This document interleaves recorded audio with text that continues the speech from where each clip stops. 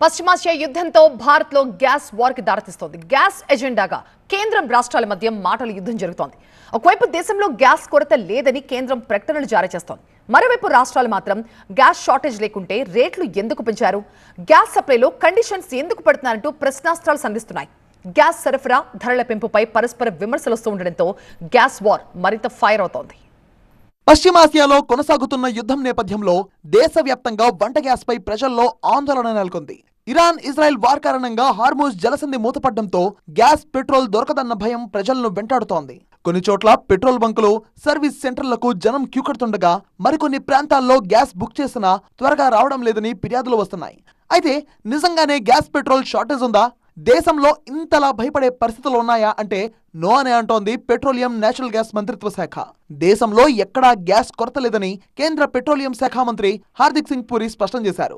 పార్లమెంట్లో గ్యాస్ కొరత అంశంపై ప్రసంగించిన ఆయన సరఫరా విషయంలో కేంద్రం నుంచి ఎలాంటి సమస్య లేదని తెలిపారు. అయితే గ్యాస్ ను బ్లాక్ లో అమ్మడం, నిల్వ చేసి అక్రమంగా విక్రయించడం లాంటి వాటిని కట్టడి చేయాల్సిన బాధ్యత మాత్రం రాష్ట్ర ప్రభుత్వాలదే అన్నారు Hardik Singh puri. Domestic supply is fully protected and the delivery cycle is unchanged.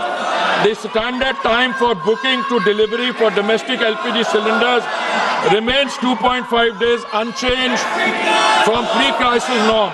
కేంద్ర మంత్రి హర్దీప్ సింగ్ పూరి కమెంట్స్ పై తెలంగాణ మంత్రి పొన్నం ప్రభాకర్ ప్రశ్నలు సంధించారు. దేశంలో గ్యాస్ కొరత లేకపోతే సిలిండర్ ధరలు ఎందుకు పెరిగాయని ప్రశ్నించారు. రాష్ట్రాలకు సరిపడ గ్యాస్ అందకపోవడం వల్లే ఇలాంటి పరిస్థితులు ఏర్పడుతున్నాయని విమర్శించారు. ఇప్పటికైనా తెలంగాణకు వెంటనే గ్యాస్ సరఫరా పెంచాలని కేంద్రాన్ని డిమాండ్ చేశారు మంత్రి పొన్నం ప్రభాకర్. కేంద్ర ప్రభుత్వం పూర్తిగా విఫలమైంది. యుద్ధం జరుగుతున్న తెలుసు, చూస్తా ఉన్నాం. రోజు మనం గ్యాస్ నిల్వలకు సంబంధించిన ఇబ్బంది వస్తుందని తెలిస్తే దానికి సంబంధించిన ప్రజలను అప్రమత్తం చేయడం, వాడకం పట్ల కొంత ముందే జాగ్రత్తలు తీసుకోవడం జరగాలి. ఇది పూర్తిగా కేంద్ర ప్రభుత్వం నియంత్రణలో జరిగే కార్యక్రమం. రాష్ట్ర ప్రభుత్వాలు ఓన్లీ సప్లై తప్ప దానికి సంబంధించిన ప్రొడక్షన్, దాని సప్లైయింగ్ అంటే హోల్ డిస్ట్రిబ్యూషన్ చేసే సిస్టమ్ కాదు. కాబట్టి సెంట్రల్ గవర్నమెంట్ పూర్తిగా అటర్ ఫ్లాప్ అయింది.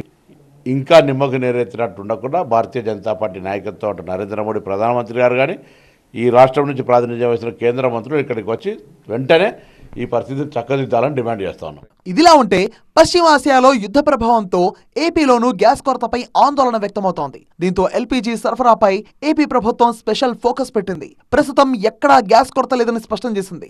గ్యాస్ కొరత ప్రచారాన్ని ఎట్టి పరిస్థితుల్లో నమ్మవద్దని, పానిక్ కు గురి కావద్దని ఏపీ సర్కార్ ప్రజలకు విజ్ఞప్తి చేసింది. ఇప్పటి వరకు ఏపీలో 17,962 మెట్రిక్ టన్నుల ఎల్పీజీ నిల్వలు, మొత్తం ఎల్పీజీ కనెక్షన్లు 1.61 కోట్లు ఉన్నాయని లెక్కలు వెల్లడించింది.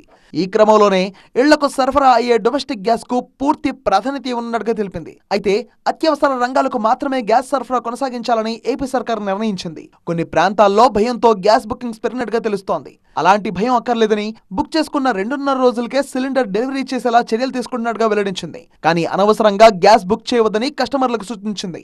డిస్ట్రిబ్యూటర్లలో పెండింగ్ డెలివరీల క్లియరెన్స్ కు ఫీల్డ్ టీమ్ తో ఫోకస్ పెడుతున్నట్టుగా తెలిపింది. మరోవైపు అందుబాటులో ఉన్న ఎల్పీజీని పారదర్శకంగా పంపిణీ చేసేందుకు ఐఓసీఎల్, హెచ్పీసీఎల్, బీపీసీఎల్ డైరెక్టర్లతో ఏపీ ప్రభుత్వం కమిటీ ఏర్పాటు చేసింది. మొత్తంగా గ్యాస్ కొరతపై కేంద్రం రాష్ట్రాల మధ్య వార్ హీట్ పెంచుతోంది. గ్యాస్ కొరత లేదని కేంద్రం చెబుతున్నా కస్టమర్లు అనవసరంగా పానిక్ అవుతుండడం ఆందోళన కలిగిస్తోంది.